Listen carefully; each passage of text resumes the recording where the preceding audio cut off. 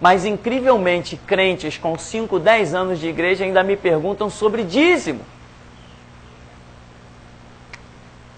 Observa, vamos falar de dízimo. Quantas perguntas? Internet, então, é piada. Eu digo assim, não é possível. Pessoas com 7, 8 anos de igreja ainda questionar sobre o dízimo. Se o dízimo é do Novo Testamento ou não. Entendeu?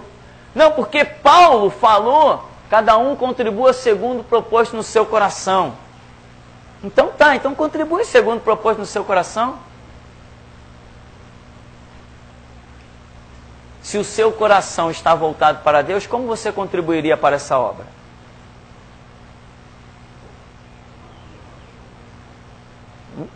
Não é verdade? Você ia dar muito mais do que o dízimo. Porque se o seu coração está em Deus, você pegaria tudo seu, sua casa, sua... Não é assim que fizeram os nossos irmãos lá do passado? Vendiam suas propriedades e davam, o coração estava em Deus. Toma, toma. Até que os apóstolos disseram, não, peraí, não é bem assim, calma aí. Jesus vai voltar, mas não é agora. Então, Paulo não tem como deixar. Paulo não é a transição. Paulo não é o referencial de mandamento. Nem Pedro, nem Tiago, nem João, nem Estevão, nem Bartolomeu, nem Mateus, nem Alfeu. Nenhum homem é referencial de mandamento a não ser Jesus Cristo. Então eu tenho que examinar a Escritura e ver se a coisa passa, chega até Jesus e morre, ou se ele leva adiante. Ele viu uma viúva, não viu? Uma viúva ofertando. Duas moedas, não sei de que eram as moedas. Mas aí o povo reclamou, poxa, essa viuvinha aí, essa velhinha aí não pode dar mais não? O povo questionou. Aí Jesus se levanta e diz, ela deu mais. Porque ela deu da sua... Jesus, conhecendo pela revelação a necessidade daquela pessoa, numa margem diretamente proporcional, ele falou, ela deu mais, porque todos deram do que sobrava. O camarada deu lá R$1.000, mas estava sobrando. O outro deu 10 mil, mas estava sobrando, não ia fazer falta nenhuma. O outro deu 50 mil, deu barra de ouro, barra de prata, mas era sobra. Deu muita coisa, mas era sobra. A velhinha não. A velhinha deu do que fazia parte da necessidade dela. Era pouco? Era, mas para ela representava muito. Para ela, aquele pouco representava mais do que o muito dos outros. Porque o dos outros era sobra, o do dela era necessidade. Jesus disse o quê? Não, minha velhinha, querida, não precisa dar não, já acabou esse tempo. Não, ela deu e deu mais, e exaltou a oferta dela. E disse que ela deu da necessidade dela. Não diz, você não precisa fazer isso não. Se você tem uma necessidade, cuida primeiro do que é teu, depois faz que nem os outros. A sobra você dá. Não. Ela deu da necessidade dela. E é isso aí, é assim que tem que ser. Então, você vê que Jesus travou a questão dízimo, como ele travou o sábado. O sábado nós vemos a extinção da guarda do sábado. Mas e a extinção do dízimo nós vemos? Não, nós vemos continuidade. Então é necessário parar e examinar. Jesus é a transição. Jesus é a transição do que do Antigo Testamento vai permanecer no Novo e do que do Antigo Testamento vai ter um cumprimento e não vai passar adiante. Então, meu irmão, na verdade a gente percebe que muitas pessoas questionam a passagem do dízimo para o Novo Testamento, na verdade pelo fato de já serem avarentos mesmo, essa é a realidade, entendeu? O camarada, não, mas eu ganho tão pouco. Aí ele já está querendo uma maneira de não dar o dízimo. Vai morrer ganhando pouco. Irmão, na minha vida eu não ganhei pouco, não. Eu já teve período que eu não ganhei nada. Mas eu era fiel. Eu era fiel. Não tenho salário, não tem dízimo. Mas o que eu tinha de salário, o meu dízimo era garantido. Eu tirava dízimo assim, ó. Trabalhar, por exemplo, no banco. Chegava lá no terminal, consultava. Ganhei R$100. Um exemplo. Opa, R$10 está separado. Eu assinava o meu cheque ali, eu não tinha mais R$100, eu só tinha 90. Se desse para pagar as contas, deu. Se não desse, não deu. Mas naqueles 10 eu não mexia. Era o meu pacto com Jesus. Até aqui me ajudou o Senhor. Então, eu tenho certeza que uma pessoa que não entende a questão do dízimo, ela não tem ministério para servir no altar. Que radicalidade. Que isso, pastor? Tem certeza disso? Tenho certeza. Por quê?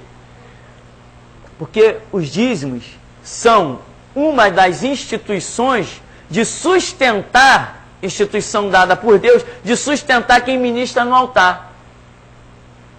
Aí o camarada não dá dízimo, mas ele quer ministrar no altar. Vai ser sustentado com o quê? É a corrente. Os mais novos que estão em crescimento vão sustentando de muitas maneiras, não só com dízimo, muitas maneiras. Às vezes, meu irmão, uma palavra de carinho vale mais que qualquer coisa. Eu já glorifiquei a Deus porque nesse ministério aqui, muitas pessoas já bateram na minha porta aqui, fora de dia de culto, fora de tudo, reconhecendo que a gente está numa situação, numa série de coisas. Pastor, eu vim aqui, está precisando de alguma coisa? Isso vale mais, não vale? Vale mais. Vale mais que muitas coisas. Então, muita gente quer ministrar no altar, mas hoje não está disposto a sustentar quem está ministrando. Mas depois ele quer ir para o altar e quer que outros sustentem ele. Não vai a lugar nenhum. A Bíblia diz que o dízimo será santo ao Senhor. Opa! Se o dízimo será santo ao Senhor, quando que isso vai ser quebrado? Só se surgir alguma outra lei aí que eu não conheça, porque de todas as que surgiram até hoje, o dízimo continua valendo para todos os tempos. E tem mais. Se queres saber de antemão, no milênio, o dízimo ainda vai valer. No milênio, o dízimo ainda vai valer. E não vai valer dessa maneira que se vê aí hoje, não. Vai ser uma coisa bem mais intensificada. Nações levarão os seus dízimos para Israel. Nações levarão os seus dízimos para Israel. E tem mais, a nação que não subir, sobre ela não descerá a chuva, né? Pastor, esse é um tema até bom que o senhor tocou aí, né? Que realmente tem ferido muitas pessoas, até eu nesse sentido, como o senhor falou. Então, até interpretação, no caso, quando Paulo diz em 2 Coríntios 9:7, contribua, quer dizer, contribua, está dizendo, senão ele falaria, não contribua, né? Em Gálatas 6 também, 6:6, diz que aquele que é instruído, reparta os bens com aquele que o instrui. Né, pastor? Então, quer dizer, dá para entender que é para continuar. Senão ele teria falado, não, contribui. Né? Tanto no Antigo Testamento, como Paulo menciona, vamos dizer, no Novo, ele fala, não ligarás a boca ao boi que debulha, e digno é o obreiro do seu salário. Entendeu? Já mostrando esse lado natural também. Não que se não existir esse lado natural, que Jesus vai deixar de sustentar o seu servo. Não, quem ele chama, ele capacita, ele sustenta. Ele mandou aqueles 10, né, ir de 2 em 2 pela cidade. Não leva bolsa, não leva alforje, não leva nada, porque digna o obreiro do seu salário. Quando eles não levaram nada, que voltaram, Senhor, em teu nome, peraí, faltou alguma coisa? Não faltou nada, entende? Então não é que nós estejamos preocupados com isto. Não, de forma alguma. Não estamos preocupados com isso. Agora, se é um mandamento e nós deixarmos ele em falta, o amanhã a igreja não existirá. Porque Jesus não vai contar com pessoas desenquadradas, mas com pessoas enquadradas. O dízimo, ele foi... A gente encontra o dízimo na Bíblia antes da lei, né? Com Abraão e com Jacó. E eles se dispuseram a dar o dízimo. Isso que a gente entende da leitura. Sim. Então nós podemos entender que o dízimo, ele é um princípio de Deus já dentro do próprio homem, desde o princípio, desde Adão? Olha, poderíamos até entender. Você tocou num ponto que eu havia pensado sobre ele há algum tempo atrás. Quando foi Jacó, né? Jacó, se o Senhor for comigo, se o Senhor me fizer voltar para a casa dos meus pais, se o Senhor me fizer prosperar, de tudo quanto o Senhor me der, certamente eu te darei o dízimo. Ora, mas Jacó falou isso quando ninguém falava em dízimo. Abraão chegou para Melquisedeque, né? O sacerdote, e Abraão entregou o dízimo a Melquisedeque. Ora, mas ninguém tinha falado em dízimo. Não achávamos na lei nada que falasse em dízimo. Vamos retroceder um pouco mais. Vamos falar de Abel e Caim. Ora, diz que Abel e Caim foram oferecer para Deus das suas primícias. Ué, mas ninguém tinha falado nisso. Quando Gênesis, quando Deus está criando todas as coisas e diz que vem criar o homem, não tinha falado nada de dízimo. Nós não achamos. Mas lá em Malaquias, lá na frente, Deus vem dizendo que quem não tinha dado o dízimo seria amaldiçoado. Ora, se Deus aqui está dizendo que vai amaldiçoar, significa que ele havia instituído antes, de alguma maneira. Ele não pode amaldiçoar e cobrar algo que ele não tenha pedido. E o profeta Malaquias está dizendo, com maldição sois amaldiçoados. Entendeu? Joel, se não me falha a memória, Ageu, o profeta Ageu, diz que o povo trabalhava, mas colocava como num saquetel furado. Por quê? Porque atentavam para as suas próprias coisas, mas não atentavam para as coisas de Deus. Ageu está reclamando, dizendo assim, ué, a casa de vocês está tudo bonitinho, né? Mas e a minha casa vai ficar assim? Por isso que o salário de vocês é um saco furado.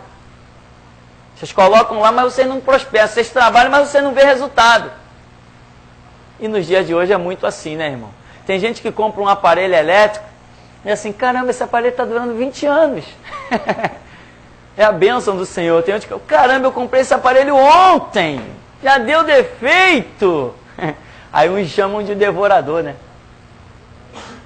Hein, pastor, queria só colocar uma colocação. Temos visto muitas causas assim da queda da igreja, né? E uma delas é justamente a avareza do homem, porque na igreja primitiva a gente viu que as pessoas não renunciando só a 10%, mas a tudo para servir a Deus, a tudo para ir após Deus, e até a vida eles renunciavam, não só a deles, mas como a dos filhos, da esposa, e iam morar em catatumbas, né? Em locais assim de mortos. E nunca vimos assim tão grandes sinais assim como nessas igrejas primitivas, né? Que a gente via verdadeiramente assim o poder de Deus se manifestando verdadeiramente assim na frente de todos, né? E hoje em dia as pessoas são tão avarentas que nem o dízimo de Deus querem entregar, querem guardar para si, querem reter. Existe esse lado, o lado da avareza, isso aí é terrível, né? E a Bíblia condena muito isso, inclusive a visão de Paulo se prende muito a isso. Timóteo, diga aos ricos da igreja que não põem a sua confiança na incerteza das riquezas. Paulo menciona muito sobre essa questão de riqueza. Ele fala para tomar cuidado, né? O amor ao dinheiro é a raiz de todos os males. Então veja, essa questão é interessante porque às vezes a pessoa é um dizimista, mas ele, além de ser um dizimista, ele é um legalista. Ele dá o dízimo por pressão psicológica que a palavra acaba exercendo sobre ele. Não, está escrito, eu tenho que dar o meu dízimo. Ele não é um voluntário. Eu passei uma experiência na minha vida, irmão, que eu estava para sair de um emprego. Eu ia sair de um emprego, mas eu congregava numa igreja humilde, pobre, e eu falei, caramba, se eu sair desse emprego, no meu pensamento inocente e sincero, se eu sair desse emprego, a igreja vai passar necessidade. A igreja precisa do meu dízimo. Eu tinha acesso à contabilidade, essas coisas todas, e eu fui me sustentando naquele emprego por causa da necessidade da igreja, que tinha que pagar um aluguel, tinha que pagar um monte de coisa. E eu tinha um tratado, o meu dízimo na época dava R$40 e eu dava 50. Era o meu trato. Quer dizer, se você botar isso aqui a níveis percentuais, é bem grande. R$10 comparado a 40 é um nível percentual. E eu me desdobrava dessa maneira para atingir a necessidade da igreja. E eu passava as minhas dificuldades, graças a Deus nenhuma delas me fez naufragar. Tive que me privar de muita coisa. Olhava às vezes para uma barra de chocolate e não podia comprar. Mas graças a Deus a igreja estava de pé. Olhava para certas coisas e não podia comprar para o meu filho e tal. Uma roupa, um calçado, mas a igreja estava de pé. Eu dava da minha necessidade. Hoje eu cheguei ao sacerdócio. Será que foi uma coincidência? Eu acho que não foi uma coincidência. Então, Deus vem tratando contigo na estrutura da sua vida, e se você vai ser aprovado ou reprovado, só o Senhor sabe. Mas talvez a palavra de hoje seja um alerta, uma advertência para cada um. Não dê o seu dízimo com esperança de, com legalidade. Não, é tanto? Ah, tá, então é tanto, eu dei, Deus vai ter que me dar. Não trate Deus como uma troca, porque a realidade espiritual não é essa. Pastor, me tira uma dúvida. O senhor falou da questão de quando ganhava 100, deixava aqueles 10 separados, que era para dar na igreja. Se o senhor tivesse com esses 10, passasse numa rua e visse 2 pessoas com fome e comprasse 2 pratos de comida para dar para cada pessoa, você deixa de dar o dízimo? Deixa de dar o dízimo e está em pecado. A Bíblia diz que o dízimo é santo ao Senhor. Eu não tenho condições de administrar o meu próprio dízimo. O dízimo pertence à administração de Deus. Ele dá a direção do que vai ser feito com aquilo. Quem mete mão no seu... Não, mas o camarada está passando fome. Pegue do seu dinheiro, não do dízimo do Senhor. Se aquele camarada que está passando fome vir bater na porta da igreja e o sacerdote receber de Deus a direção de ajudar, ele vai pegar os tais 10 reais que o membro não pôde dar, mas ele pode dar. Porque o dízimo tem que ser administrado por um sacerdote, é regra bíblica. Então, mas o camarada está morrendo de fome. Você tem dinheiro? Não, o que tem no seu bolso? Só o dízimo? Sinto muito. Você pode até chegar lá na igreja e dizer, pastor, tem alguém ali morrendo de fome e tal. Está aqui o meu dízimo. O pastor pode pegar o seu dízimo e ir lá e dar para aquela pessoa. Mas você não pode. Você não tem autoridade para administrar o seu próprio dízimo. Por quê? Porque você não é sacerdote para ministrar no altar. Você é sacerdote. Todos somos. Comprados com sangue. Mas para administrar essas coisas, não. E Deus é que chama cada um para uma posição. O dízimo dará aquele que tem apenas a sua vida para ofertar. Tem a sua vida para ofertar? Não, o dízimo que nós estamos mencionando aqui é um dízimo físico, Dinheiro. Estamos falando de dinheiro, que é o que corre no nosso mundo, a moeda, mundo capitalista, e daqui para frente vai ser sempre assim, Antigamente as pessoas não tinham dinheiro, elas plantavam e colhiam. O que elas faziam? Elas levavam verduras para o templo, outros faziam pães, levavam pães, outros tinham só animais. Tinha lá um nivelamento, uma vara que Deus mandava colocar no curral, E cada animal que passasse por baixo da vara era separado como dízimo. Tinha uma série de coisas. Então, hoje, nós estamos falando desse âmbito natural. Agora, se eu ministro no altar, por exemplo, o meu dízimo, qual é o meu dízimo? Eu não tenho dízimo. Por quê? Porque eu não tenho salário. Eu não tenho dízimo porque eu não tenho salário. Agora, se, como por exemplo, um pastor batista. O pastor batista, ele tem salário, ele tem carteira assinada. Ele, além de trabalhar na igreja, que é mais um empreguinho para ele ainda tem outros trabalhos. Ele tem que dar o dízimo. E eu conheci um pastor batista que fazia isso com todas as letras. Ele entendia dessa maneira realmente. Ele pegava todo mês e ele entregava o dízimo dele.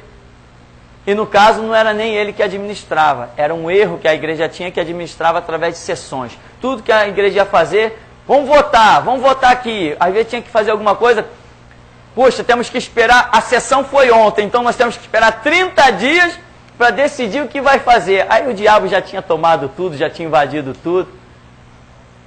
Pastor, assim, o senhor falou sobre o sacerdote ministrar o dízimo.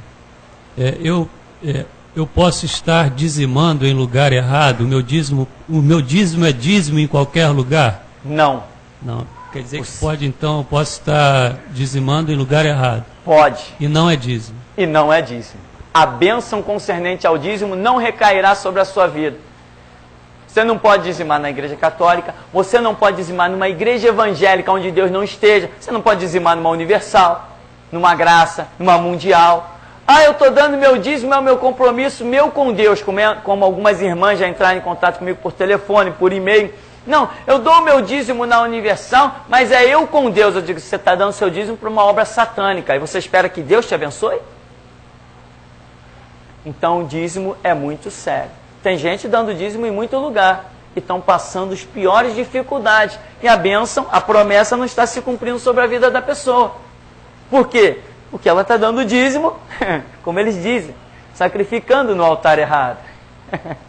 É assim que eles usam a expressão? Você tem que sacrificar no altar de Deus. Sim, mas lá não é altar de Deus. Então, dízimo tem que ser dado sob direção de Deus. Assim como a igreja que você vai congregar tem que ser dirigida por Deus, automaticamente naquele lugar você dará o seu dízimo. Não, eu congrego aqui, mas eu dou meu dízimo lá na igreja católica. Tadinha, eles são tão pobrezinhos, precisam fazer a obra. O templo está caindo aos pedaços, que caia.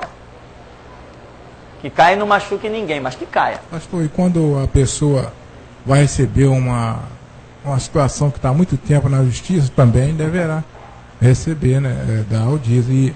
E mesmo que ele no trabalho não tenha contra-cheque, mas ele está fazendo um servicinho aí por fora. Sim, claro. Claramente, né? É.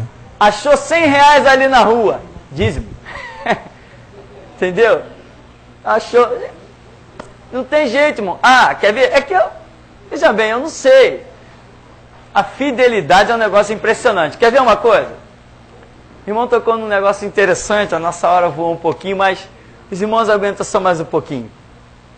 Então veja bem, o camarada faz um biscate. Aí no biscate ele consegue 50 reais. Opa, 5 reais não são dele. Tem jeito. Não, mas eu fiz esse biscate. Eu preciso desses 50 reais. Tua prova está aí. Aí que está a tua prova. Porque desses 50 que você recebeu do biscate, 5 já não são teus. Se tu é crente, 5 não são teus. Mas, pastor, eu tenho uma necessidade emergente. Tá bom, fala com Deus. Se ele abrir exceção para você na palavra dele, eu acho que ele não vai abrir. Ele usa cada coisa para nos provar. E quando ele nos prova é porque alguma coisa vai doer. Se não doer, não é prova. Então, outra coisa. 13º salário. Não deu dízimo? Tá brincando, fala sério, irmão. Férias. Nas férias a pessoa recebe Tem um adicional, negócio de férias aí, já tem muito tempo que eu não lido com essa coisa, mas tem um negócio que a pessoa recebe quando vai entrar de férias, 1/3, não sei de que lá. Uma história dessa aí, tô por fora. Recebeu? Dízimo. Agora eu vou tocar no assunto, caramba, chato demais. Melhor parar a aula, né, irmão? Tá apertando aí? Já tem gente com coceira no bolso? Investimento. Investimentos. Vamos falando de investimento simples, bobo. Caderneta de poupança. A caderneta de poupança é um negócio que tem juros e correção monetária. Da correção monetária, se é uma correção monetária, subentende que você não lucrou nada com ela. É uma correção monetária. Você não tem que dar dízimo de correção monetária. Mas juros significa lucro. Você investiu um dinheiro e obteve um lucro. Dízimo. Dízimo de... Mas pastor, vai me dar um trabalho. É mesmo, não dá um trabalho danado. Eu te aconselho a pegar logo um excedente que você sabe que é maior e dá logo de vez. Então, irmão, essa seria a realidade, né?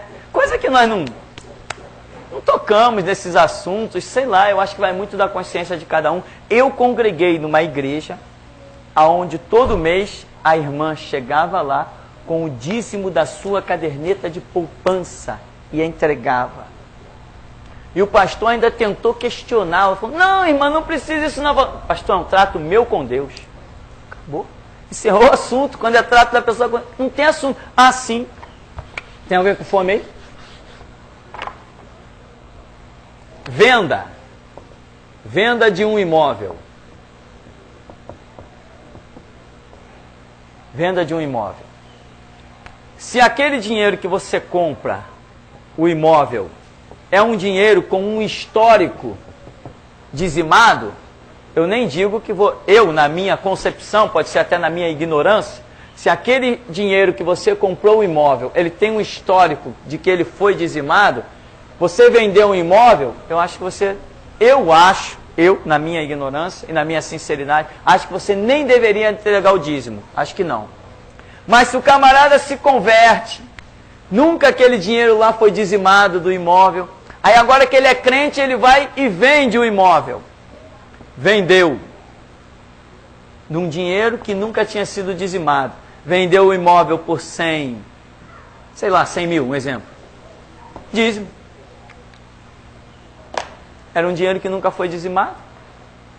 Se ele quiser reconhecer as coisas de Deus. Agora, tem dúvida?